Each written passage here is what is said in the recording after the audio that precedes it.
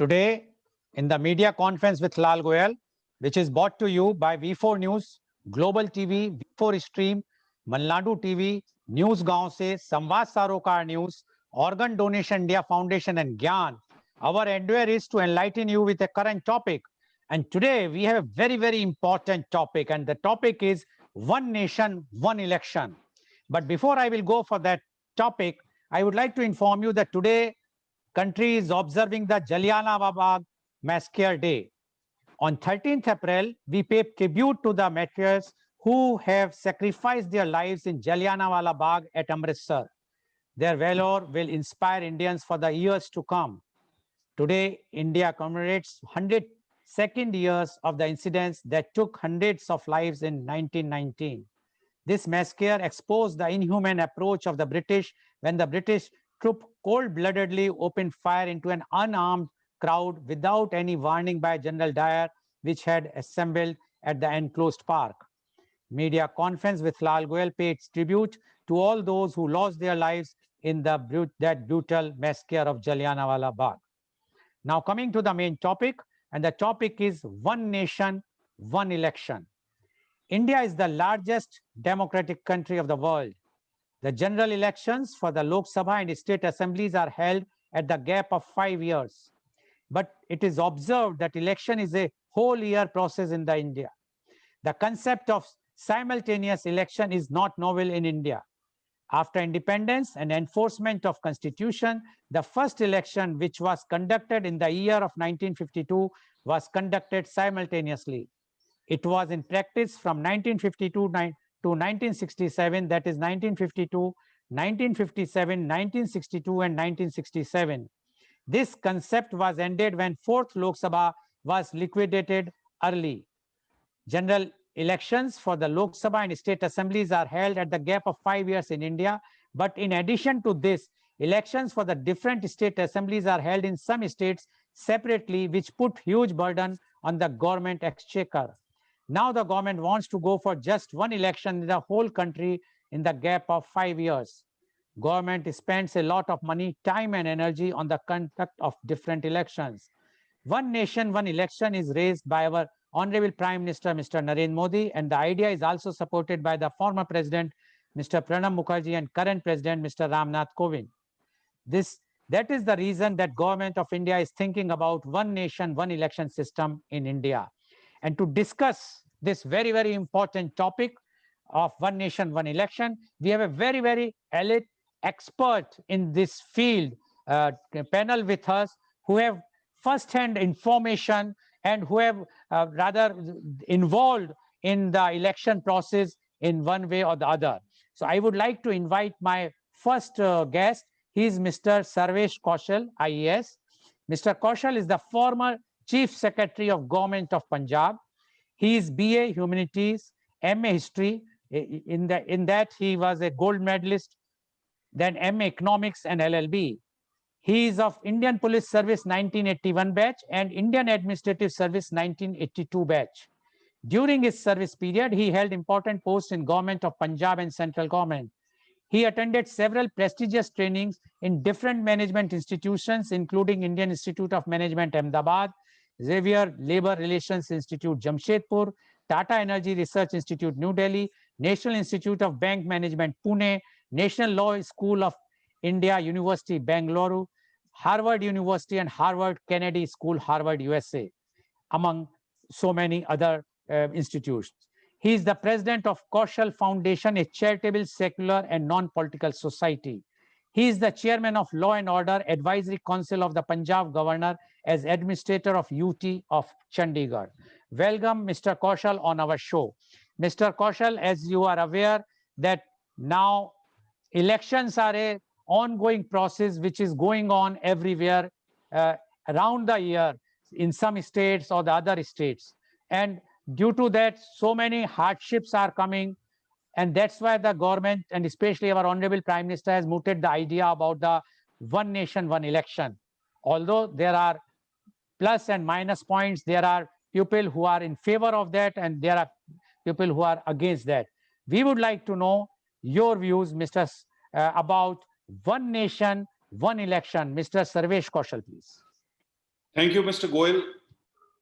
I am 100% in favor of this idea of one nation, one elections.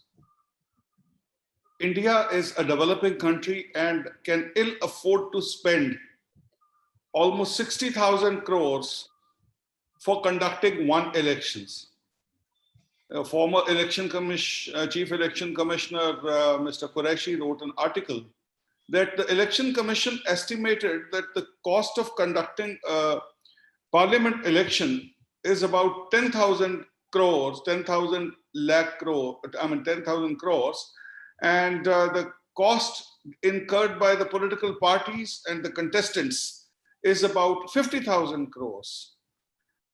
The same is replicated in one-by-one elections which are held in states, state assemblies, and then down below in the lower tiers of our democracy. We waste a lot of money, we waste a lot of manpower, we suffer a policy paralysis during the model code of conduct, even though it said that only new policy cannot be introduced and there can't be any announcements to lure the voters, but actually rightly also the stranglehold of the ECI model code is so much on governance that it paralyzes it.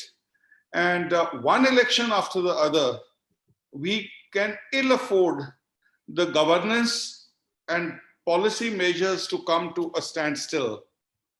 And then there's always a souring of a political discourse during the elections. Divides come to the fore. Abusive and highly critical narrative emerges. Casteism and communalism also gets accentuated at places.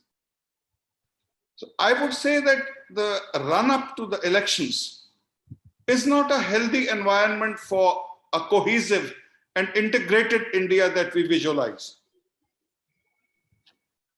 Then also, when there are elections and model code of conduct in vogue, there are generalized sweeping allegations against the CAPF, against the police, and even against the civil servants.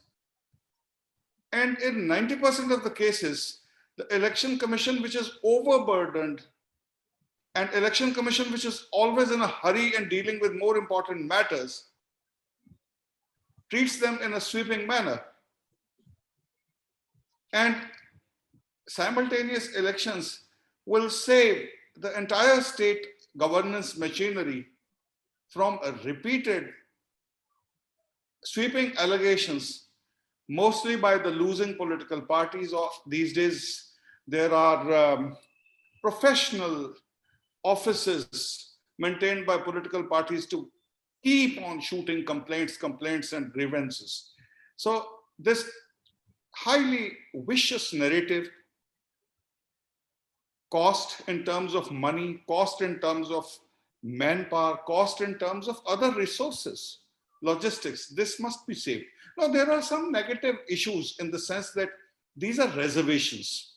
As you rightly said, till 1967, there were simultaneous elections, and then because of certain reasons, dissolutions, midterm dissolutions, this practice did not continue. But in 1983, in its annual report of the Election Commission of India, suggested to revert back to this. In 1999, the Law Commission of India suggested that we should go back. The BJP manifesto of 2014 and 2019 had this. The then Home Minister Sri L.K. Advani was very vocal in support of this. And as you said, the Prime Minister, Honorable Sri Narendra Modi, and the former President of India and the present Highness President of India, they are also in support of it. And all right-thinking people are in support of this, except certain vested interests who are the beneficiaries of this process. After all, when 60,000 crore rupees is spent in one elections and multiples of this amount in all elections I mean, staggered elections here and there are beneficiaries of this process. There are conduits. There are people who are the beneficiaries, they may not like it. Regional parties may not like it because they do not want to be a party in the process where the entire democratic flow is synergized into one stream. They want to maintain their separate identity. They want to separate the regional causes from the national causes. Although what we experience today is that most of the national elections also are a conglomeration or a collection of regional issues. So regional and state issues are not that diametrically opposed that they cannot converge. When they could converge till 1967, there's no reason why they can't converge today. One practical issue is if there's a midterm dissolution, what would we do? There are easy answers to that. The next government, next elected government the tenure of that government could be the remaining part of the unexpired term of the earlier dissolved government. There was a suggestion by the Law Commission, I don't know whether it's practical or not, that the leader of a house should be elected not by the party in majority, but the entire house. The party in majority should propose and the entire house should elect him. That will lead to greater stability. There was also a suggestion that no confidence motion should be followed by a confidence motion so that the governments are not dissolved by the drop of a hat. There should be like best of three or best of two in such decision makings. So I would feel that it's an issue which requires very healthy, sincere debate at the national level. And if we can save 1 lakh crore rupees for a developing country and devote that money into education, health and social security sectors, and also in infrastructure, it will be a boon for our democracy. It will be a boon for our country. Thank you. Thank you very much, Mr. Kaushal. And Mr. Kaushal has mentioned very clearly that he is in favor of one nation, one election. He has given the reasons, and he says that even the earlier election commissioners as well as the Law Commission has recommended that we should go for the earlier practice which was prevailing up to 1967. And he mentioned that about 1 lakh crore rupees which are being spent altogether by the election commission as well as the candidates or the political parties can not be spent in every year. It can be saved so that only once in a 5 year we have to spend. And we know today the value of money because for the vaccine, one of the vaccine manufacturer wants 3,000 crores so that he can step up his manufacturing process so that more and more vaccine will be available. So if we can save this money, which is being spent only on the elections, I'm sure that development and those which are very much required for the country can be of this money will be very, very useful. Thank you very much, Mr. Kaushal, for giving your views. Now I would like to invite my next guest, and my next guest is Mr. Colonel S. Dini. Colonel S. Dini is a retired from the army. He's a contemporary writer now based at Kollam. He served as an Indian Army Infantry Rajput Regiment officer for more than 20 years. He has first-hand combat operational experiences after having served in multiple tenures in Kashmir Valley, Northeast India, and along the line of actual control in Ladakh. In Kashmir, he served for 8 years, both along the line of control and in Rashtriya Rifles. He served as a military observer with United Nations in Congo. He commanded an infantry battalion at Pangong Teso for 2 years. After command of battalion, he was nominated for the prestigious Higher Defense Management course. He was posted as a faculty in Defense Services Staff College, DSSC, Wellington, Tamil Nadu. He took voluntary retirement from the army. His master's in defense and strategic studies from Madras University. He completed a graduate certificate course in strategic studies from Takshila Institution, Bangalore. He undertook the Kauchalya Fellowship Program with Indian Foundation. Currently, he is pursuing MPhil in Defense and Strategic Studies from Madras University. He contributes articles in many publications as well as on digital media. He participated in various panel discussions on English, Hindi, and Malayalam TV channels and also on online website.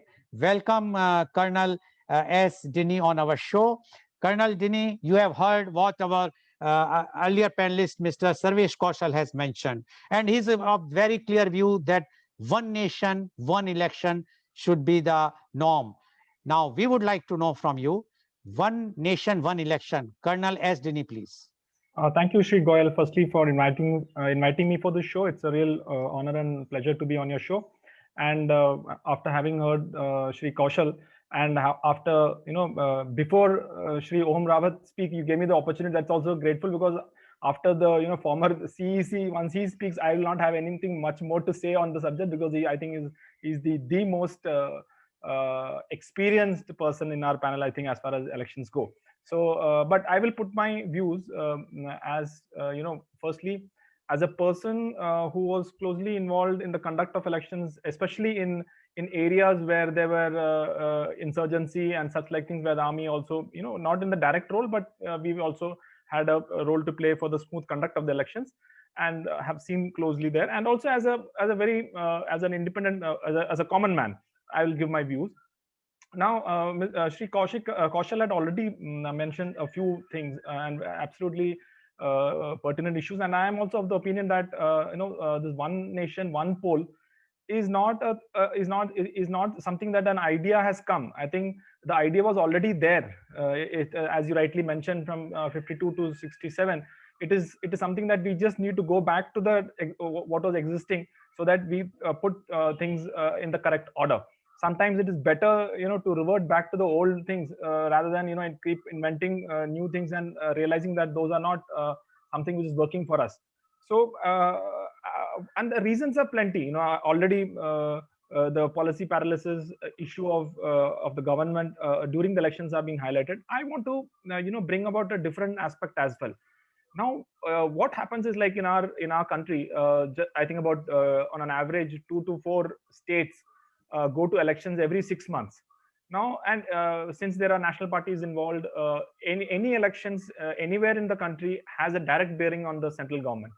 Now, due to which any event which otherwise would not have had an impact, let's say on an election in Bihar, would definitely, you'll suddenly find an event which has happened. For example, I'll give you the example of the Galwan incident which happened during this Ladakh issue. Now, when the Galwan issue happened, the troops were from the Bihar regiment, and suddenly because there were casualties and all those things, there was a narrative being built, that okay, the troops were put there because the elections are coming to Bihar and such like things. No, in a time when of such a critical nature, also when the army and the armed forces are being sucked into the political aspects of it purely because there is an election coming up, it's actually it's a tragic situation. So what happens is that this is now, because the elections are so frequent.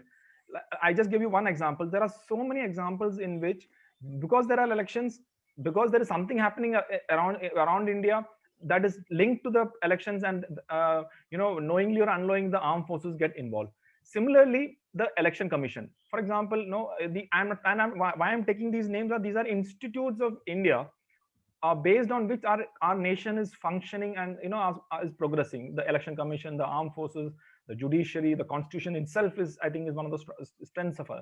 Now, due to frequent elections, the election commission is being judged, is being questioned. Why this date is given now, why not 3 days before, why not 4 months before? Such every action of the election commission is being questioned. I'm not doubting that nobody should question. In a democracy, we are free to question, but the intention of the CEC or the election commission itself gets I think a far amount of negativity is being thrown at them, which is also not desirable. So these things, once the elections are fixed in, let's say, in a 5-year period, once or maybe twice, as whatever is suitable for our this kind of things will lessen. So the armed forces, they can function there. You don't have to see that if you do a surgical strike, it is because there is some elections coming, and nobody will charge you that.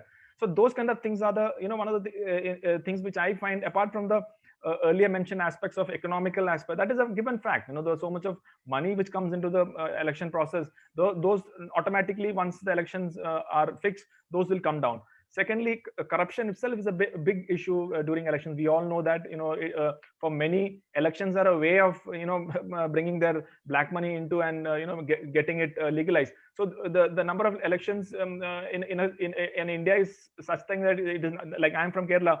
If an election is happening in Kerala, people from all across India and all across the globe will come, and you will see them investing money and such like things here. So this corruption also will you will find that it will reduce to a great extent once this thing of elections get fixed. That is, at least the tenure, or we exactly know when the elections are going to be held. Now, also one aspect which again to my notice is, as was rightly brought out by Shri Kaushal, that the elections actually bring out so much of divisions amongst us, whether it is caste based, whether it is communal based, all these things. And to see it happening every 6 months, I think it creates a general sense of in India, that everything is bad, and we are so much divided. It's not like that. It is just because the elections are coming, people will say anything and everything, and suddenly the news is there. Because today's news is such that election happens in Assam, that also is covered. Something Mamata Banerjee, Srimati Mamata Banerjee, she says something, we know what is happening. So such kind of incidents also, I think will reduce, in case we can fix this tenures of the poll system. So apart from the other issues which I am sure the learned panelists will bring, my contention is that as the institutions of India which is there, for their smooth functioning, for their unbiased judgment by the public, it is important that they are brought less and less to during the elections. They should only function, okay, like election commission, once in 5 years they are there, the election commission is there, nobody questions, everything comes into play, and everything is similarly. An operation takes place somewhere, and nobody can question, okay, now this operation is because Tamil Nadu election is coming up, okay, now this is happening because Punjab election is coming up. So those kind of things are away, and so that kind of public perception is not created, because all said and done, there is a sense of faith in the common man, in the judiciary, in the election commission, in the armed forces. And I think by frequent elections and frequent narratives being built around it, we actually tend to dilute the standards of these institutes, is what my understanding is.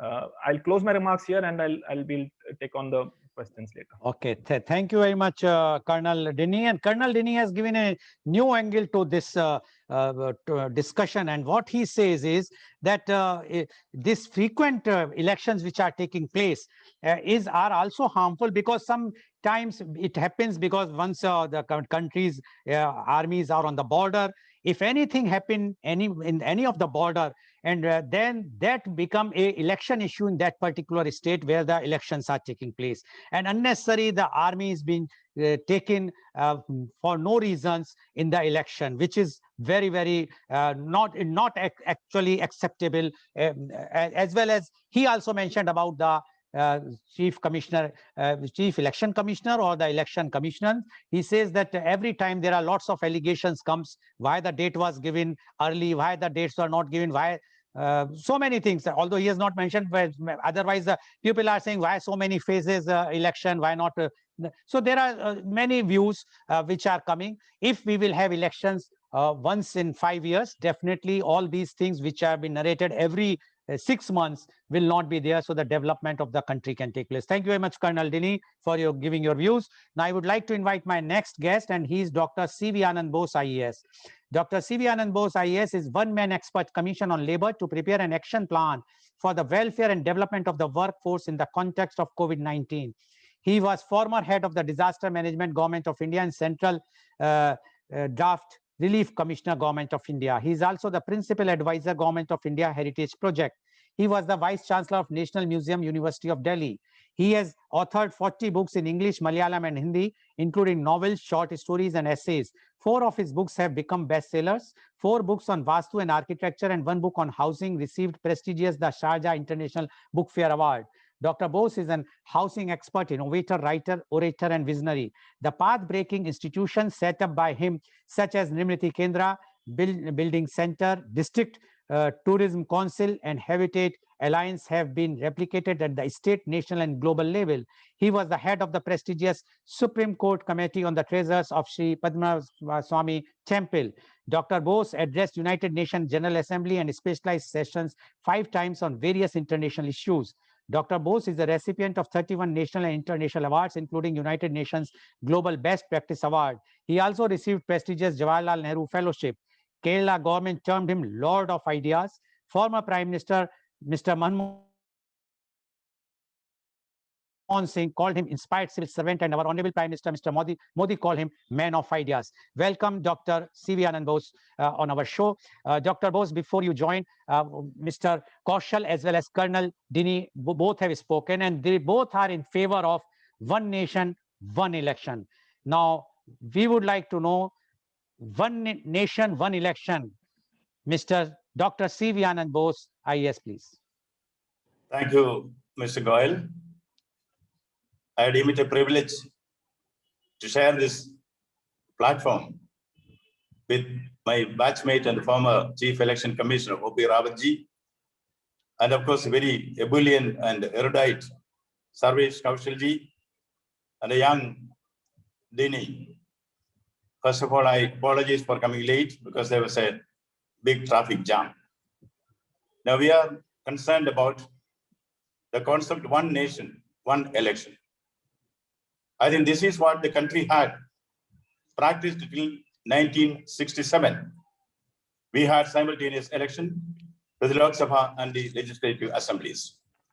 But then the phenomena of regional parties coming up in power in various states came, and there was a clash between the government of India at that time and also some of the state governments, and frequent dissolution of governments took place. That is when the system of one nation, one election, in my understanding, got disrupted. Now that is history. Now we are discussing nationwide the desirability of introducing one nation, one election. May I draw your attention to the fact that Indian democracy is modeled on the Westminster system, that is a British system. In the UK also, they have one nation, one election.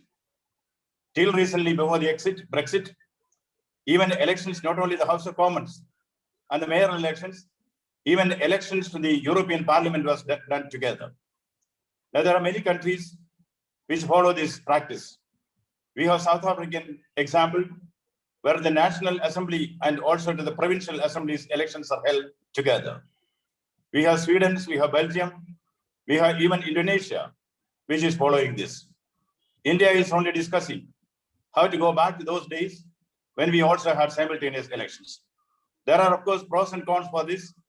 I had the opportunity to listen to Mr. Kaushalji himself and Rawatji the other day on the pros and cons of this.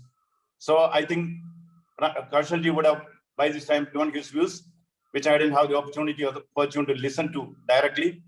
But the pros and cons, in my understanding, if we have one nation, one election, the obvious fact is that the wastage of money, energy, and time is saved. More than that, what is actually election? Election is not an end in itself. Election is a means to an end. And it's a means to an end called good governance. We want governance. We want the governments to deliver. That is why we elect the government. And those governments which are elected, they should not always be on a campaign mode. When you have frequent elections, there is very little time to focus on governance, focus on delivering goods to the people. I think frequent elections do not do any good for democracy. But then there are also issues like, of course, we say logistics. Logistics factors are there. If we have the election simultaneous in the whole nation, of course, the deployment of forces, these are all logistic factors for which we will be able to find a solution. Now, the negative aspect of it is that why only one election in, say, 5 years? Are you not denying the people the right to make the proper choice? Because it's oftentimes pointed out that the national issues govern or determine the result of the parliamentary election. But it's a provincial or regional or state issues which should inform the nature or the character of the assembly elections. These are different. National priorities and state priorities are all different. So what is the meaning in mixing these two together? That is what the detractors of this say.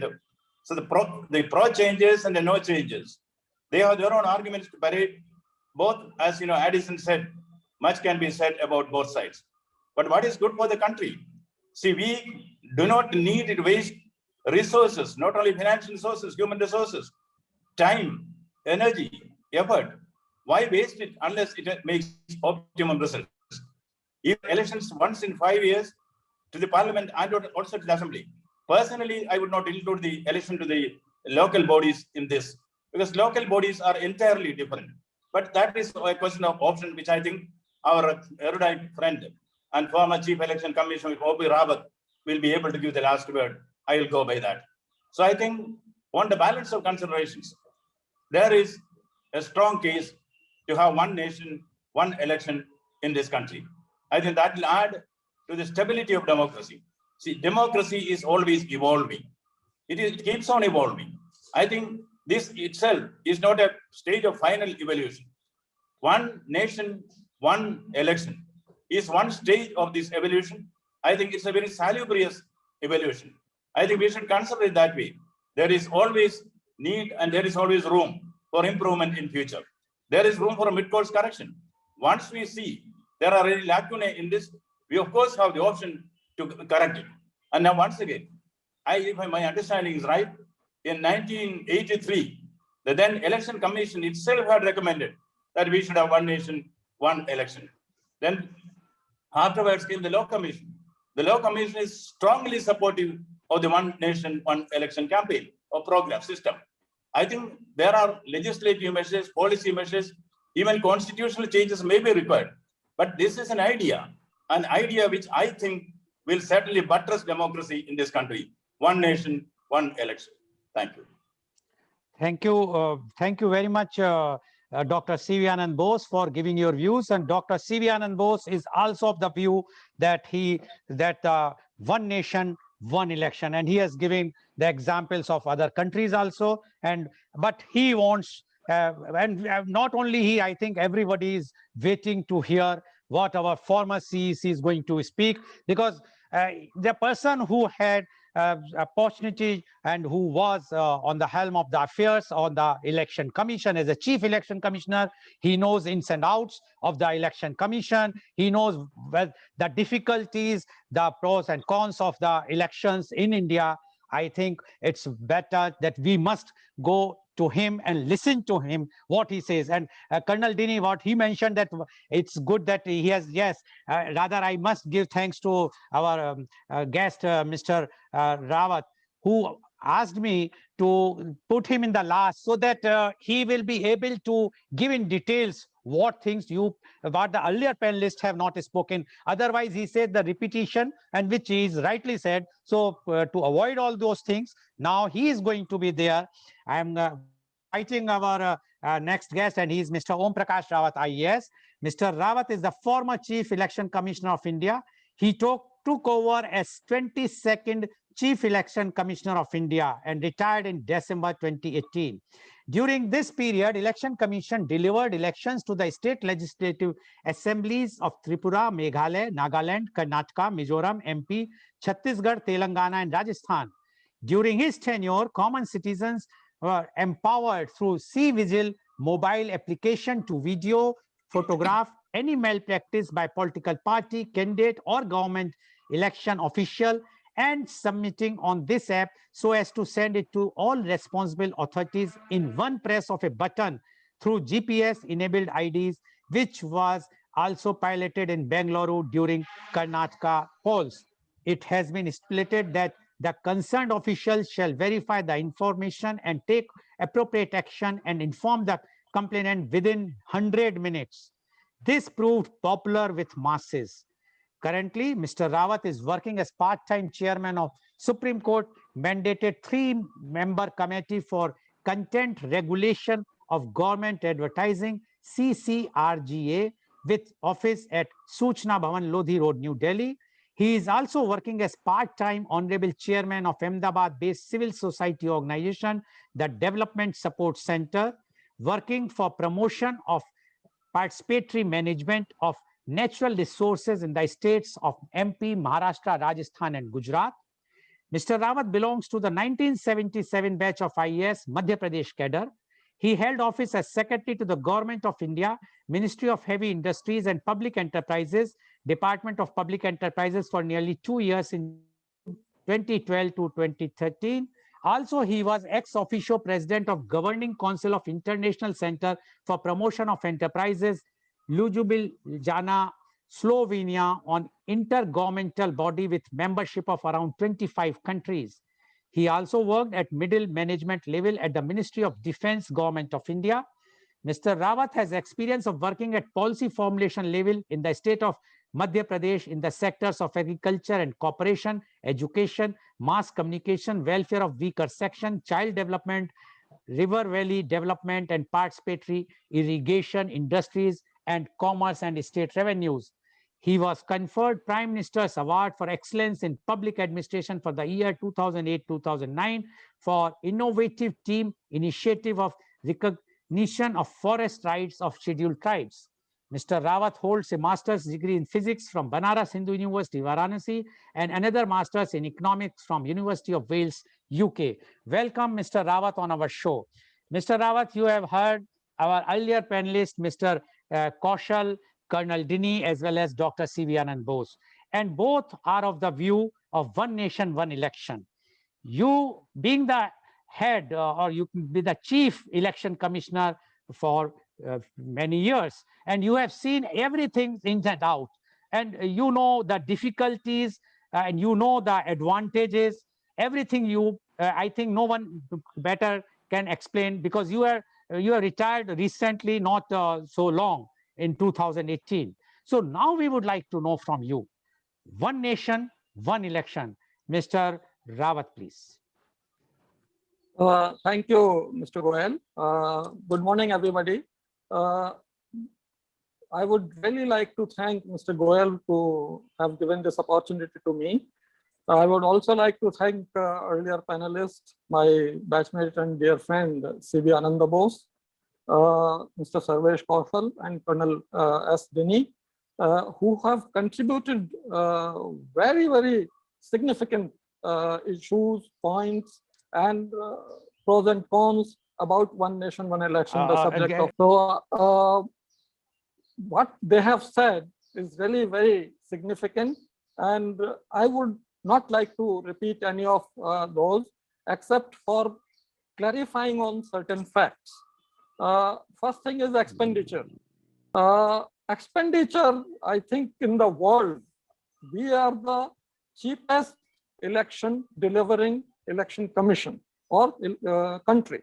Our expenditure on elections is just $1 a vote, whereas next door neighbor spends around $1.6 a vote. One of the developing countries in African continent spends $25 a vote. Therefore, expenditure is not that big an issue on our elections. Yes, you are right. Colonel Dini pointed out, and Mr. Sarvesh Kaushal also pointed out, that political parties spend huge amount of money, 50,000 crore, so to say. They are right, but it is because of their own volition. If they can put a ceiling on political party expenditure, like there is a ceiling on individual candidates' expenditure, there won't be that much expenditure. So in all respect, even if you have separate election or elections together, expenditure will be a marginal issue at all, if at all it is an issue. Second thing is very important, which earlier panelists pointed out, that is creating bad blood, creating division, that we are divided on caste lines, religious lines. This is something which is very important, and this needs to be avoided by all means. I will go with that. This argument is really valid for our country's faster development. many countries follow one nation, one election.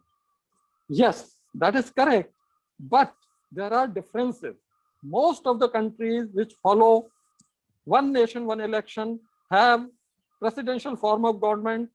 They have proportionate representation system, not the first past the post system. Because I can just tell you that first past the post system delivers a government which secures 40% or 38% of the votes polled. Now, on an average in our country, polling is around 70%, 66 to 70%.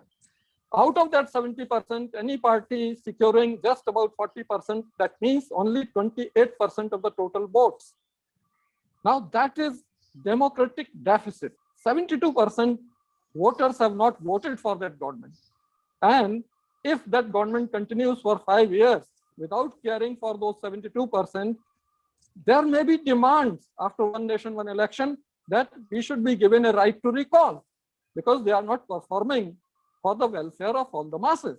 So there may be consequent issues which will be difficult to resolve and which will create all kinds of stresses and strains in our democracy. I will agree with Mr. Ananda Bose that local body elections are on a different footing, and therefore they should not be clubbed with assembly and parliament. And the same thing has been noted by Niti Aayog when they formulated a working paper on one nation, one election. With these clarifications, I would like to start that when I joined the Election Commission in 2015, the first question which came to us as Election Commission was this one nation, one election. Union government had referred to us asking as to what are your views, what are your suggestions on one nation, one election. Then Election Commission within 3 months provided all the inputs to the Union government that there may be certain amendments required in the Constitution, Article 83, 172, 85, 174, 356 of the Constitution, then certain amendments in the Representation of People Act 1951. With these amendments in place, there will be some issues on logistics. Right now, Election Commission manages all these elections with just about 2/3 of electronic voting machines and voter verifiable paper audit trail. But if we have simultaneous election to all assemblies and parliament, then we will be requiring full retinue of these machines. Means initial capital expenditure will be more. And these machines have a lifetime of 15 years. So the total amortization can be on 3 occasions, and that will add to the cost. Third was about central armed police forces and polling personnel. If we have simultaneous election, then more number of companies of central armed police forces will be required to provide secure polling, as well as more polling personnel from the central government as well as from the state governments, which I think should not be a problem. Only thing is, this whole process can begin only when the amendments to the Constitution and to the Representation of People Act are in place. Otherwise, Election Commission is compelled, is mandated to hold every election which becomes due or which house's term is coming to an end within next 6 months. They have to hold election for that house. So the wall was in Union Government's court as soon as the Election Commission gave these suggestions and comments in 2015.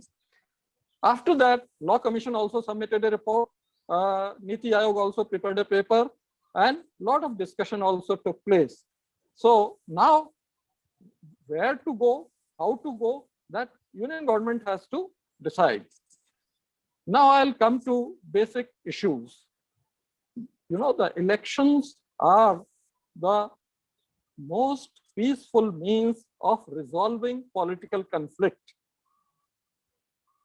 You might be knowing through history that earlier the succession used to take place by son killing the father and ascending to the throne. Elections in democratic polity have brought a very peaceful means of resolving this political conflict. And as my colleague Anand Bose said, that this political conflict has different dimensions, different issues, different footing at panchayat and local body level, at state level, and at central level. Now, combining these all issues, all stresses and strains at one place is debatable. You have to find out what will be the repercussions at the polling station. Even now, with just state election and union parliament election being held separately, when the first election to the State Assembly of Bihar took place, when I was there in the commission, we had excellent CIPF arrangements, we had security arrangements, and not a single incident involving violence took place. But we lost 17 lives of our polling personnel and CIPF personnel who were deployed on security duty. Why? We found out that this was because of the stress. These people were in a crossfire of all kinds of activities on the part of political parties, candidates, and their supporters. That explains that political conflict, its dimensions are very important at the polling station, at the counting hall, and at the stage of result declaration. So we must keep that in mind when we try to club these elections together. Second issue is, that is also important, that right now, if you see intra-political party democracy, that is just not there anywhere. And unless the intra-political party democracy is there, it may be very difficult to carry on with one nation, one election, even after bringing them in synchronization once. They may again fall apart, because earlier 52 to 67, it was just dominance by one major political party. The voice of dissent was not that strong, and therefore it continued. But as soon as people came of age, they realized that we have a stake in democracy, running the government, and developing the people whom we are serving. These fell apart. And same thing will arise after first synchronization if we do not have certain electoral reforms and political party reforms. That will be the eventuality. Though there are solutions that you can again have them in synchronization by saying that if any house is dissolved before the term, if more than a year or so is left, then that can go for elections, but that election will be only for that leftover period. So that next election, it is again in the synchronization. But that will be more cumbersome, that will be more expensive. And since you are not prepared for this kind of eventuality, there may be more problems. So that eventuality has also to be kept in mind. Finally, I would just like to say that it is a very, very good idea. Election Commission itself mooted in 1983, as one of our earlier panelists told, and different fora like Parliament Standing Committee on Personal and Public Grievances, Law Commission, Niti Aayog, all the institutions, all the stakeholders have been saying that we should go in for one nation, one poll, and avoid this kind of divisive political campaigning running whole of 5 years. We should go in for one nation, one election. I would just like to say that yes, we should go in for this, but we must keep all these basic fundamental issues in mind and have a positive discourse on all these things so that we can come to a common consensus among political parties, among other stakeholders, and plan a roadmap for reaching one nation, one election, as it used to happen between 1952 to 1967. I think that is all I have to say to begin with. Thank you very much for listening.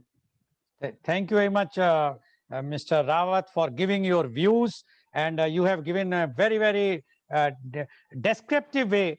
You have explained each and everything, why one nation, one election is required, and you have given all the points, the pros and cons, everything whatsoever is there as a, because you worked as a chief election commissioner, you know the working, and you know how the elections are taking place in India and what are the implications and complications. But still, there are a few questions which we definitely would like to know, but I think it is better. I think Dr. Bose has raised his finger. So I would like to know, Dr. Bose, you would like to ask any question, or shall I start asking the question? Dr. Bose, please. I raised my hand because, listening to the former chief election commissioner, gives us a sense of, authority. We are hearing something authoritative from the person who deserves to give it. And second, that is listen to one's own batchmate in his capacity as election commissioner is a very, very endearing experience. That is why I raised my hand. Thank you very much, OP, not only as the chief election commissioner, as my very dear friend and batchmate. I would like to listen to the answers which you will give to the questions which Mr. Goyal will be raising here. Thank you. Okay, thank you very much, Dr. Bose. Now, I think I will ask questions to all the panelists, and then I will ask all the questions, same questions to Mr. Rawat, so that we will see what is the situation, if some more things can come. Mr. Kaushal, everyone has spoken in favor. Now, I would like to know, what are the disadvantages of one nation, one election?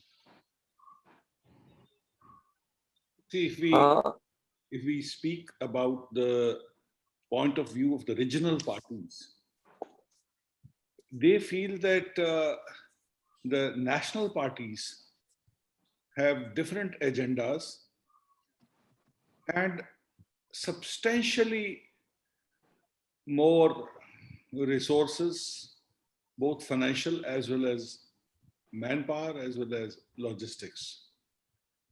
And it will not be a level play field according to the regional parties. And they fear being steamrolled. And they fear that the national parties will take them along in a tsunami, which is nationwide. And the regional issues will take a back seat, and their very existence will ultimately be in danger. It will be just national parties and national parties versus national parties. And the regional parties so far, which have been very important in various pockets of India, will become only second fiddles. So we will have to talk about all these things to the regional parties because they are essential stakeholders. India has a lot of diversity of culture, of language, of course, of everything, even political thought, even political ideology. And we need to, if we need to take everyone along in one direction, I think we'll have to talk to all stakeholders and impress upon them and convince them of the utility of the new model that we are proposing. Because we have seen that trust deficit is the worst enemy of anything good that we plan and we attempt in this country. we should first cross all bridges, build great bridges of trust, and then go on. The second was, as I was listening to Sri Rawat, the logistics. I feel the one-time expenditure on the EVMs and their replenishment after 15 years, it will be much less than the amount of money spent by the candidates and the political parties, which comes to almost not less than 1 lakh crores for all the elections put together that go on. But the difficulty in that is that there are very powerful stakeholders. The elections are sacred. The democracy is sacred. But the electoral process has, over a period of time, degenerated into a scam of sorts, where the free political will of the people is influenced through, there are incentives, there are inducements, there are threats, there's all sorts of viciousness has crept into the electoral process, and the beneficiaries of the 60,000 crores or 1 lakh crores of money that is being spent would throw all spanners into the wheel and will block the reform and ensure that the reform fails. We may have to go in for digital substitutes for personal physical voting process to reduce the cost and reduce the polling station specific law and order issues. If that can be done, if through net banking we can transfer lakhs and lakhs and crores of rupees from one person to the other, if we can pay thousands of crores of rupees directly to the farmers for their harvest, why can't we think of a simultaneous system, an optional system of digital voting? If it is done, then perhaps the load on the polling stations or threat to certain people who are prevented from voting, obstructions, that can be taken care of, but a lot of research and determination is required in this front. Unfortunately, the political narrative and the political discourse in the country has become so adversarial that if someone says it is dawn time, the others must say it is sunset time. If half of the people say it is day, the other half says it's night. The common progressive undercurrent of democratic forces is missing. That's the biggest bane. That's why I'm saying that let there be one election after 5 years and let the tempers normalize in another 6 months, and the nation should be a nation of normal thinking people. Okay. So thank you, Mr. Kaushal, for giving views. Colonel Dini, as Mr. Kaushal mentioned about once if we will have one nation, one election, the national party will have the advantage. Now, it means it is going to kill the chance of regional parties as well as the independent candidates. Now, you mentioned that any incident is taking place it is creating some narration is creating. Now, my question to you is, if one election in one nation, one election is taking place at one time, if any incident is taking place, it can be beneficial, advantageful, as well as disadvantageful for the parties, can be a ruling party or the opposition. So, because here the stake is so high, and if any incident is taking place, whether created by someone or naturally, it will harm the prospects of the party, then it will not be a democratic process. What you say, Colonel Dini, in a very, because we would like to listen more from the CEC. So I want that. Sure. What's yeah, please. Sure. Firstly, just regarding this point of smaller parties disappearing, I'd like to give an example. In 1957, when the elections were held, I think 1957 was the first time when a communist government was brought in through ballots, and that was in Kerala. So when the entire country was with the Congress under Pandit Nehru, Kerala chose the communist government. So we have examples in which I think the voters are fairly, they know what to do and how to do. Like that is one of the examples which I'm trying to give you, and there are so many other examples. Now, regarding this incident having a adverse, there is no doubt that if an incident happens just before an election, it does have a bearing on that particular election. But what happens is now there is a constant fear of whosoever is the government, whether he is in the state government, or that if something happens somewhere, it is going to affect him because the election is just somewhere is happening, because all these parties are connected. A national party may be at the center, but the same party might be ruling in some other states as well. Now, so if an incident happens, let's say if there is just one election in 5 years, and an incident happens after the elections have taken place after 1 year, the government still has 4 years to overcome that crisis, to show the public that they did a good job, or even the public also has a time to judge whether the government was right or not. Now what is happening is that every 6 months there is an election, so the memory of the public is fresh, and that memory is being misused by people to create a narrative that everything is wrong is happening in India. So that's what my contention is, that frequent elections lead to a narrative being created purposefully that everything is not good in India. I'm not saying that everything is good, but I also feel that everything is not bad either. So that kind of thing, once elections are 5 years, that much more time people have to show that the governance skills and such like things.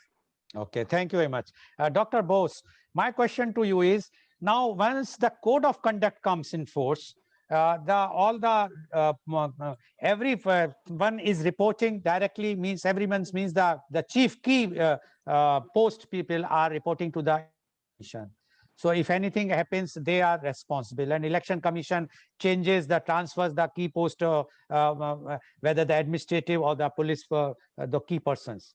But the blame which is coming with people says that because of the code of conduct which is coming up frequently, the progress of the state or the city stops because of the code of conduct. No work used to take place. Why not at that time, whenever the code of conduct is there, why not the entire machinery to be put under the election commission, through the state election commission, after there are state election commission, and so that the work can go ahead without any new announcements, because the political parties try to do the new announcement, but they will not do, but they will be carrying out all the works. What you say, because you are involved and being the district head of many of your in the previous tenure, you know how the things were. What you say about this, Dr. Bose?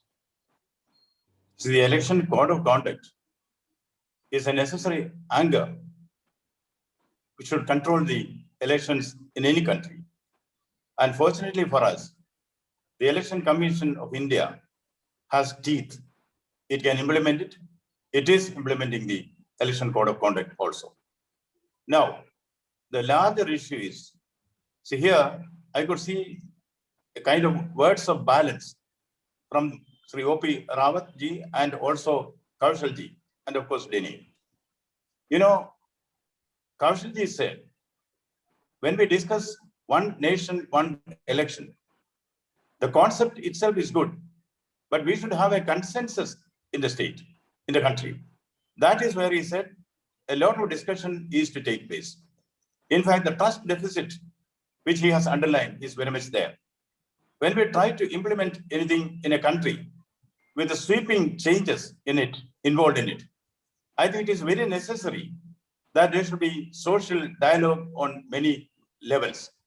I think we can take a decision on this only after the social dialogue has taken shape in various fora, and there is a consensus in the country that there should be one nation, one election. Now, once again, I would like to say, this is only a means.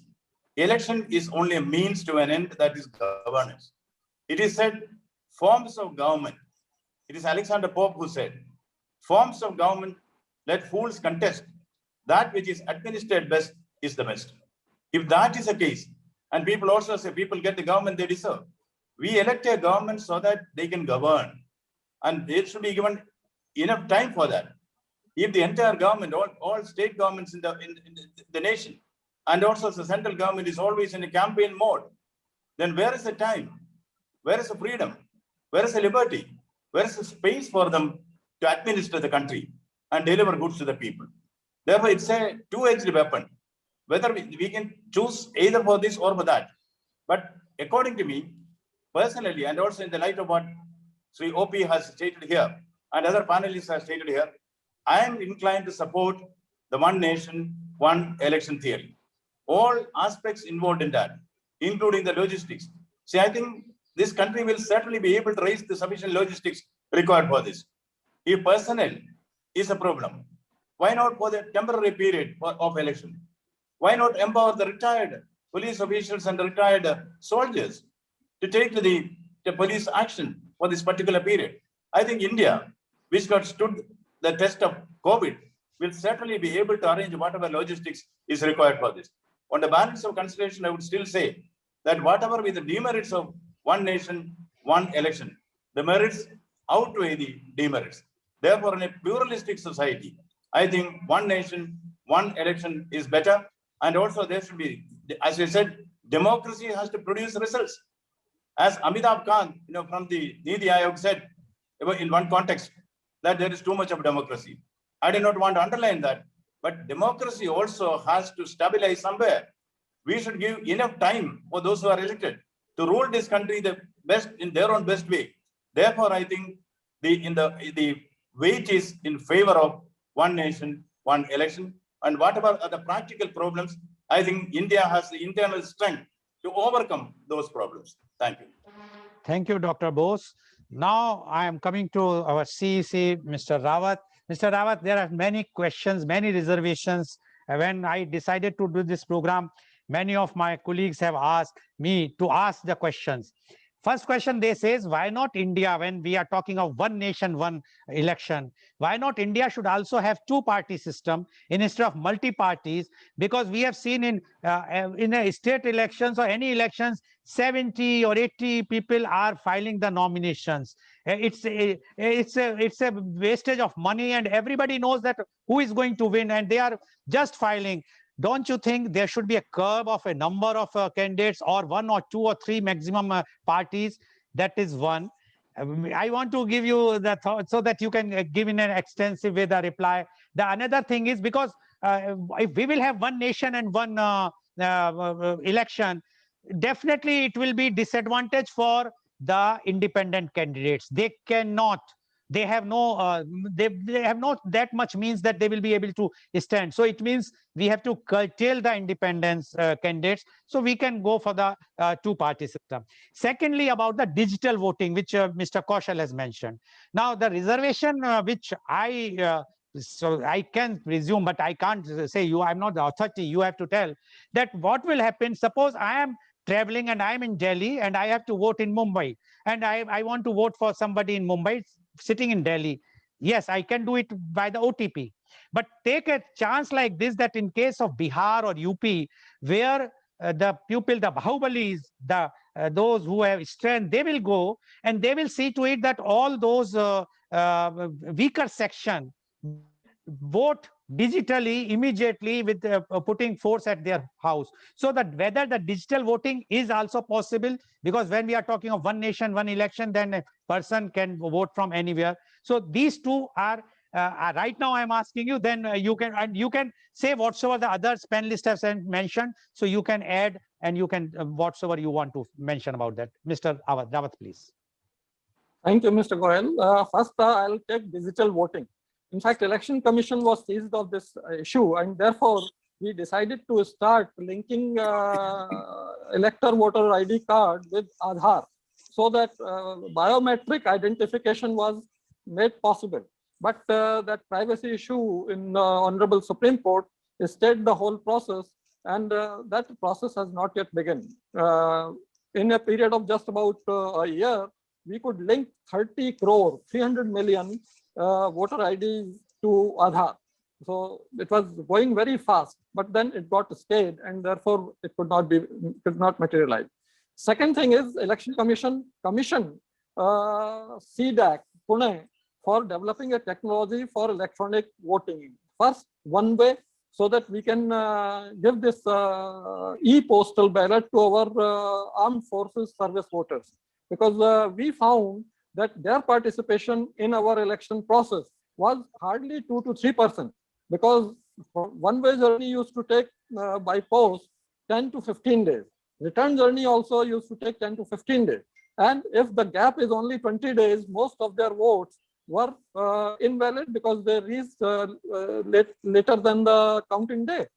So first, the technology for one-way electronic journey of the ballot was developed, and it was inaugurated in 2016, later months, November, December. And I think for the first time, it was piloted in 4 states, UP, Uttarakhand, Punjab, and one more, Goa. But it was universally utilized in the state elections of Gujarat and Himachal. And you will be pleased to know that our armed forces personnel voting participation rose from 2% or 3% to 67%.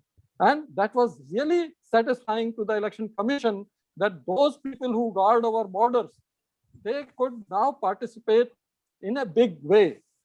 So one-way electronic journey of ballot ensured that first 15 days of onward journey are removed, and the voter sitting at Siachen or somewhere else has all 20 days for himself to cast his vote and then just put it in an envelope and send to the returning officer.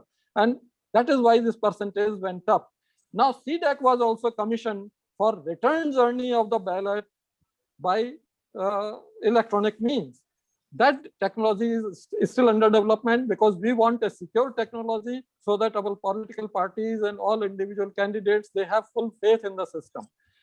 Recently, Election Commission also tried blockchain technology through IIT Chennai, but that is also in the stage of infancy.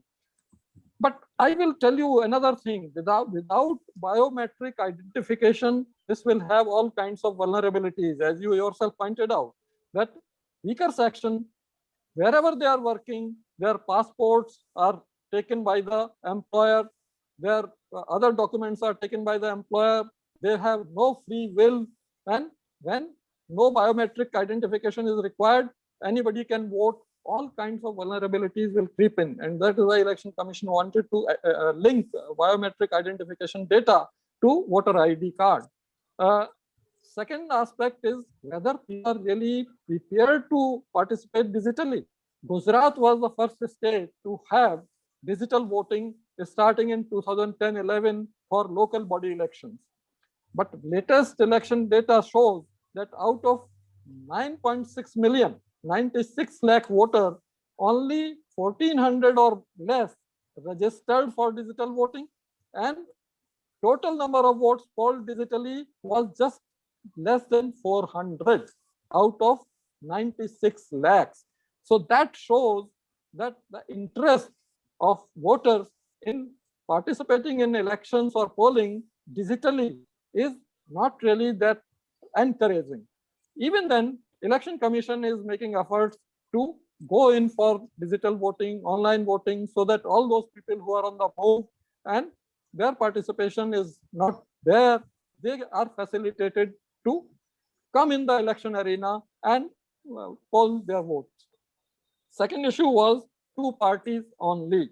This is not an issue for the Election Commission to undertake a discussion or anything. This is an issue for the people as well as for the political parties, the people's representatives, parliament, and union government. They have to work on this and then create a framework, create a roadmap for going to that. Otherwise, it may be considered undemocratic, because anyone not agreeable to this. I said that intra-party democracy is not there. What to talk of in other arenas? Second issue was independence. Yes, independents come up because they feel alienated to the mainstream political parties' way of functioning, way of working, their policies, their programs, and that is why they come up. But of late, it is seen that just because they did not get the ticket from the political party, they either switch political party or they seek election as independent. That is the multi-dimensionality of the political conflict issue. And therefore, it will require that kind of political solution, which I have said that two-party system or otherwise, this is basically a political issue which should be addressed by parliament, by people's representatives, and by people at large. I think I have been able to answer. Okay, thank you, Mr. Rawat. Before I will go to Mr. Kaushal, one small question which is bothering. Like recently in the West Bengal, Election Commission has banned the entry of the politicians to a particular constituency or a particular district. Why not, when we are talking of one nation, one election, we ban all politicians to go on site? Only the Election Commission, like earlier time, we used to have the some time on the Doordarshan and the radios where they used to give their views. Why not? Or even now, the present time when they have private channels, Election Commission takes the time of a private channel, not a prime time and during the daytime, and there they allocate to all the political parties. So the prime minister or the opposition leader or those who wants to address, they need not to go anywhere. So the expenses can be saved. And like what is happening today during the pandemic, still the election is on, and so much people are saying everywhere the criticism is going on that why, when the so much safe distancing we are talking, and we are talking of the COVID norms, the politicians are not following, and Election Commission is not taking action, although Election Commission has put up some code of conduct, but nobody is following. What do you say about that, Mr. Rawat? It's a very important question which you have put, that Election Commission should ensure that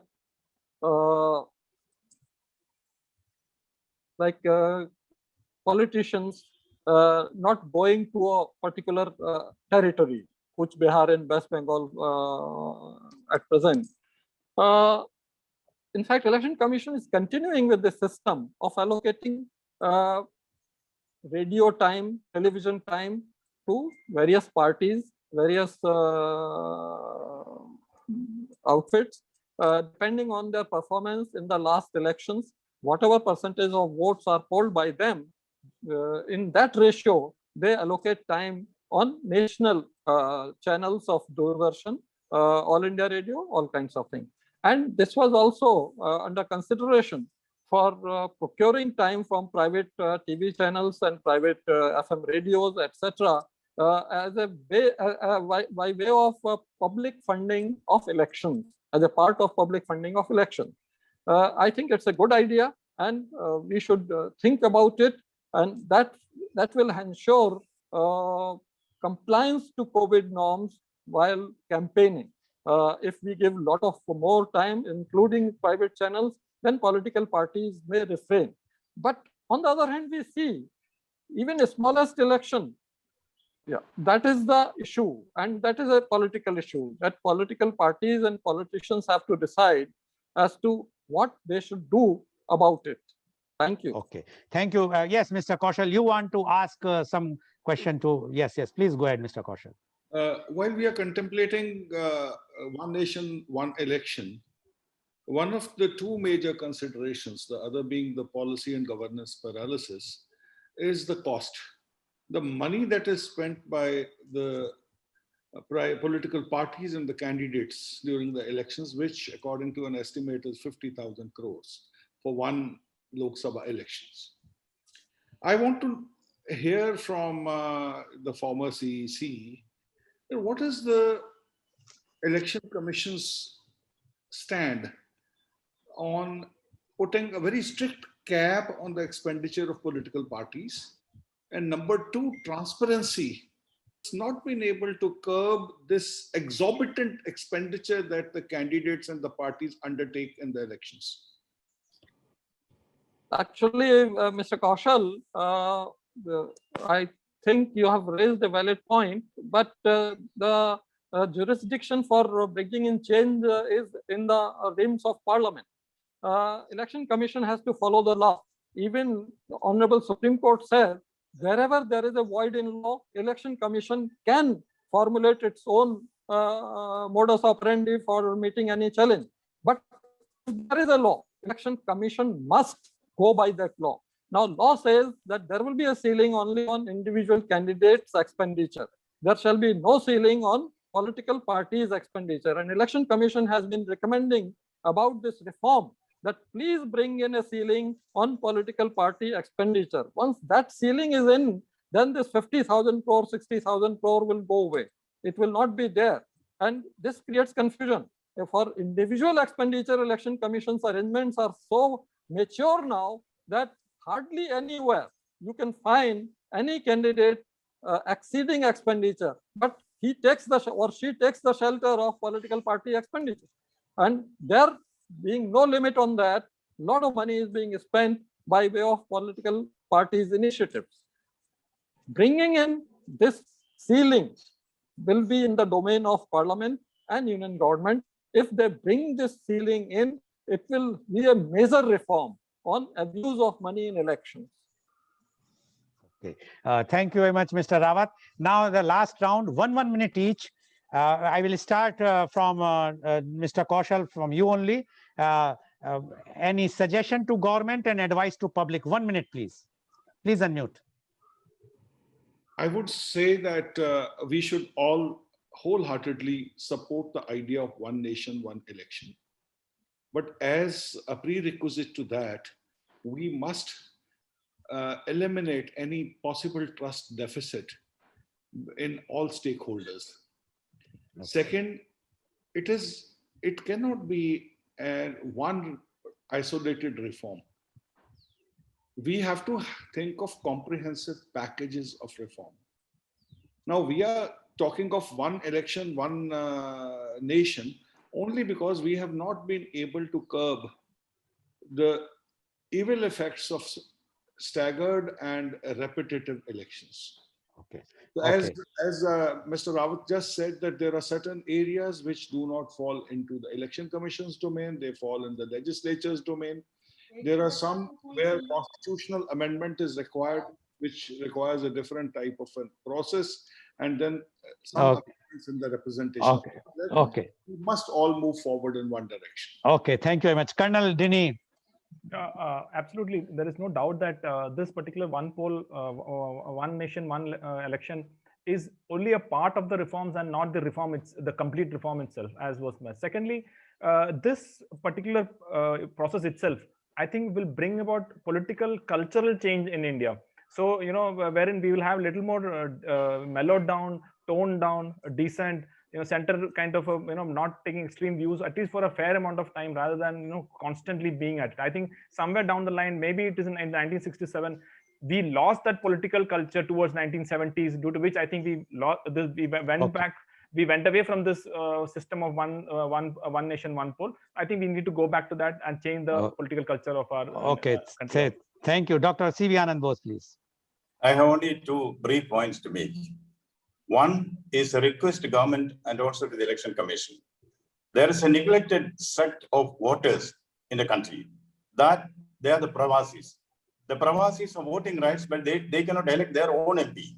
They only elect an MP who is in an alien land. You know, but they should be empowered to vote their own MP from among the Pravasis in that country and sent on the parliament and the assemblies. I think by virtual constituencies or national constituencies and digital voting, I think this can be made possible. Number two, the Election Commission, as I said, has teeth. It has confidence, it has determination. It has proved its strength. But I would say that they should be empowered more. Election Commission reforms are to be introduced so the Election Commission has more power and authority to ensure that free and independent elections take place in this country.